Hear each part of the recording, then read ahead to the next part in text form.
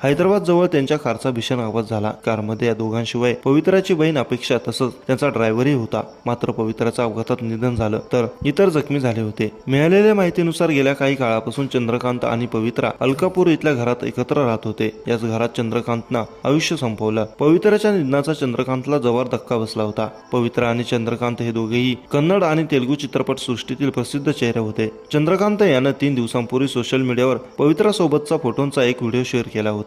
त्यावर त्याने लिहिलं होतं की आणखी 2 दिवस वाट पहा प्लीज। चंद्रकांत आणि पवित्रा खरं तर फक्त मित्र नव्हते, दोघेही रिलेशनशिप मध्ये होते। काही महिन्यांपूर्वी दिलेल्या एका मुलाखतीत चंद्रकांतनं दोघांच्या नात्यावर भाष्य केलं होतं। आम्ही दोघेही लवकर नात्याबद्दल सगळ्यांना सांगू असं तो म्हणाला होता, पण तिच्या मनात वेगळंच काहीतरी होतं। दोघांचंही निधन झालं आणि त्यांची कहाणी अधुरीच राहिली। दरम्यान पवित्रा आणि चंद्रकांत यांच्या निधनानंतर साऊथ सिने इंडस्ट्रीला मोठा धक्का बसला आहे। चंद्रकांतच्या आत्महत्येनंतर अनेकांनी त्याच्या निधनाबद्दल शोक व्यक्त केला आणि श्रद्धांजली वाहिली आहे।